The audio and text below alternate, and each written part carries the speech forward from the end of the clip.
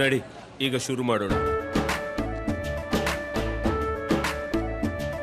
ಕೇಸರಿಯಿಂದ ಮನೋಲ್ಲಾಸ ಮನಸ್ಸು ಮತ್ತೇರಿ ಕುಣಿದಾಡಿದೆ ನೋಡು, ಮನಸ್ಸು ಮತ್ತೇರಿ ಕುಣಿದಾಡಿದೆ ನೋಡು.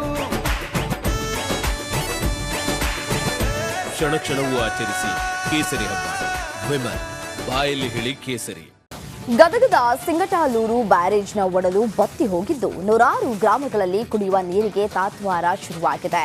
ಜೀವ ಜಲಕ್ಕಾಗಿ ಜನರು ಬೀದಿಗಿಳಿದಿದ್ದಾರೆ. ಈ ಬಗ್ಗೆ ಒಂದು ರಿಪೋರ್ಟ್ ಇಲ್ಲಿದೆ.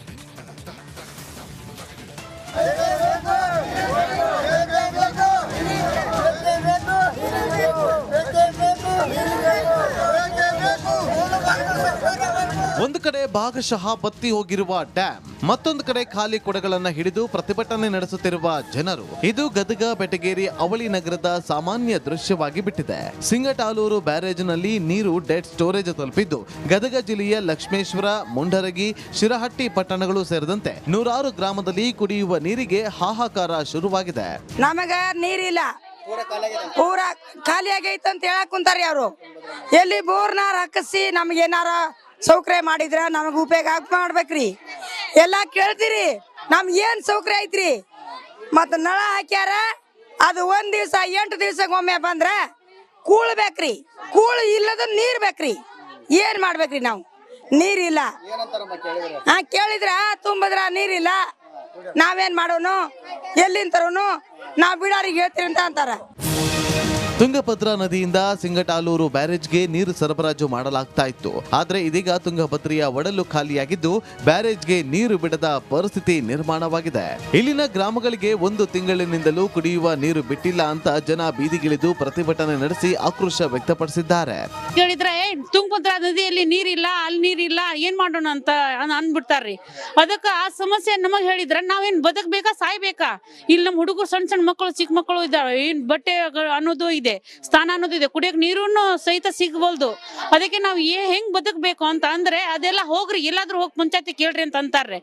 ಆದ್ರೆ ಪಂಚಾಯತಿಯಲ್ಲಿ ಹೋದ್ರೆ ನೀರಿನ ಟ್ಯಾಂಕ್ ಮೂಲಕ ನಮಗ ವ್ಯವಸ್ಥೆ ಆದ್ರೂ ಮಾಡಿ ಅಂತಂದ್ರೆ ಇನ್ನು ಅವ್ರಿಗೆ ಹೇಳ್ತೀವಿ, ಇನ್ನು ಏನು ಬಂದೇ ಇಲ್ಲ. ಇನ್ನು ಇತ್ತೀಚೆಗೆ ಗದಗ ಜಿಲ್ಲಾ ಉಸ್ತುವಾರಿ ಸಚಿವ HK ಪಾಟೀಲ್ ಕೂಡ ಸಿಂಗಟಾಲೂರು ಬ್ಯಾರೇಜ್ಗೆ ಭೇಟಿ ನೀಡಿ ಪರಿಶೀಲನೆ ನಡೆಸಿದ್ರು. ಕುಡಿಯುವ ನೀರಿಗೆ ಪರ್ಯಾಯ ವ್ಯವಸ್ಥೆ ಮಾಡುವಂತೆ ಸಚಿವರು ಸೂಚನೆ ಕೊಟ್ಟರು. ಅಧಿಕಾರಿಗಳು ಮಾತ್ರ ಅದಕ್ಕೂ ನಮಗೂ ಸಂಬಂಧವೇ ಇಲ್ಲ ಅನ್ನುವಂತೆ ವರ್ತನೆ ಮಾಡ್ತಿದ್ದಾರೆ. ಮಂಜುಪತಾರ್, ರಿಪಬ್ಲಿಕ್ ಕನ್ನಡ, ಗದಗ. ಧಾರವಾಡದ ಪೇಡ ಈಗ ಜಗತ್ ಪ್ರಸಿದ್ಧ ಸಿಹಿ ತಿನಿಸು. ಅನೇಕ ದೇಶಗಳಿಗೆ ಪೇಡ ರವಾನೆಯಾಗ್ತಾ ಇದೆ. ಈಗ ಅದೇ ಸಾಲಿಗೆ ಧಾರವಾಡದ ಪಕ್ಕಾ ಲೋಕಲ್ ತಳಿಯೊಂದು ಸೇರ್ಪಡೆಯಾಗಿದೆ. ಅದ್ಯಾವುದು ಆ ತಳಿ ಅಂತೀರಾ? ಈ ವರದಿ ನೋಡಿ.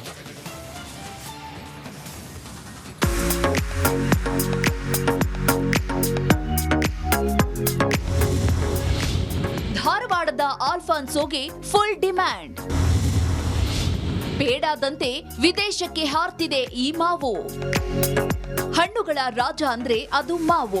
ಮಾವಿನ ಸೀಸನ್ ಬಂತಂದ್ರೆ ಬೇರೆ ಹಣ್ಣುಗಳನ್ನ ಕೇಳೋರೇ ಇರಲ್ಲ. ಮಾವಿನ ಹಣ್ಣಿನ ಪೈಕಿ ಆಲ್ಫಾನ್ಸೋ ಅಂತ ಕರೆಯಲ್ಪಡುವ ತಳಿಯನ್ನ ಧಾರವಾಡದ ಆಫುಸ್ ಅಂತಾನೂ ಕರೀತಾರೆ. ಧಾರವಾಡದ ಪಕ್ಕಾ ಲೋಕಲ್ ತಳಿ ಆಲ್ಫಾನ್ಸೋ ಹಣ್ಣಿನ ರಸಕ್ಕೂ ತುಂಬಾ ಬೇಡಿಕೆ ಇದೆ. ಧಾರವಾಡದ ಆಲ್ಫಾನ್ಸೋ ದೇಶದ ವಿವಿಧ ರಾಜ್ಯಗಳ ಜೊತೆಗೆ ಸೌದಿ ರಾಷ್ಟ್ರಗಳಿಗೂ ಪ್ರತಿ ವರ್ಷ ರಫ್ತಾಗುತ್ತೆ. ಈ ಸಲ ಧಾರವಾಡದ ಈ ಹಣ್ಣಿನ ರುಚಿಗೆ ಅಮೆರಿಕನ್ನರು ಫಿದಾ ಆಗಿದ್ದು ಅಮೆರಿಕದ ಕೆಲ ನಗರಗಳಿಗೆ ಧಾರವಾಡದಿಂದಲೇ ನೇರವಾಗಿ ರಫ್ತು ಮಾಡಲಾಗ್ತಿದೆ. ಅಮೆರಿಕದಾಗ ಇದ್ದವರು ಬಂದಿಲ್ಲ ಧಾರವಾಡಕ್ಕೆ ಹೋದ ತಿಂಗಳು ಬಂದಿದ್ರು. 5 ಟನ್ ಆಪೂಸ ಹಣ್ಣು ಬೇಕಂದ್ರು. ನಮ್ಮಲ್ಲಿ ಸರ್ತೆ ಈಲ್ಡ್ ಕಡಿಮೆ ಇದ್ರೆ ನಾವೊಂದು ಅವ್ರಿಗೆ 5 ಟನ್ ಕೊಡ್ಲಿಕ್ಕೆ ಬರೋದಲ್ಲ, ಒಂದು 3 ಟನ್ ವ್ಯವಸ್ಥೆ ಮಾಡ್ತೀವಿ ಅಂದಿ ನಾವು. ಅವ್ರು ಆಯ್ತು 3 ಟನ್ನಾರ ಮಾಡ್ರಿ ಅಂದ್ರೆ ಅವ್ರದ್ದು ಕಂಡೀಷನ್ ಇರ್ತಾರೆ. ಒಂದು ಚಿಕ್ಕಿ ಇರಬಾರ್ದು, ಒಂದು 730 ಗ್ರಾಮ್ ಮೇಲೆ ಇರಬೇಕು, ಫ್ರೂಟ್ ಫ್ಲೈ ಅಂಥವು ಏನು ಇರಬೇಕು, ಅಂಥವು ಡೇಟ್ ಇರಬೇಕು ಅಂತ ಏನು ಅಂತಾರೆ ಅವ್ರು. ನಾವೆಲ್ಲ ಆರಿಸಿಗೆ 4 ದಿವಸ 2 ದಿವಸ ಆತ್ರೀಗ 20 ಲೇಬರ್ ತೊಗೊಂಡು ಅದನ್ನು ಮಾಡಿ ರೆಡಿ ಮಾಡಿ ಇಟ್ಟವ್ರಿಗೆ ನಾವು 3 ಟನ್ ರೆಡಿ ಮಾಡಿರಿ. ಈಗ ಅಮೇರಿಕಾ ಶಿಕಾಗೋ ಅಲ್ಲಿಗೆ ಅವರಿಗೆ ಹೋಗ್ತಿದ್ರು ಅಲ್ಲಿಗೆ.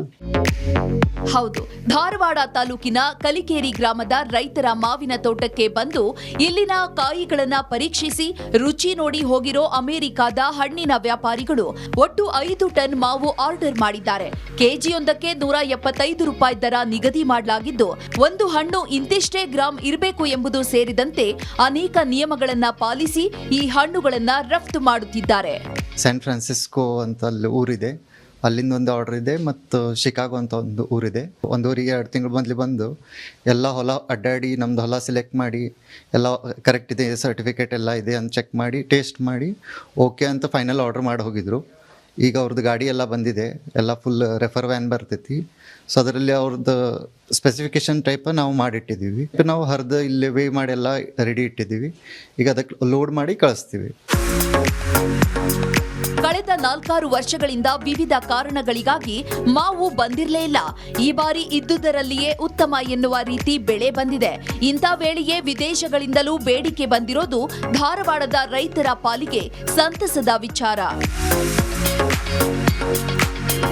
D V Kammar, Republic Kannada, Dharwad.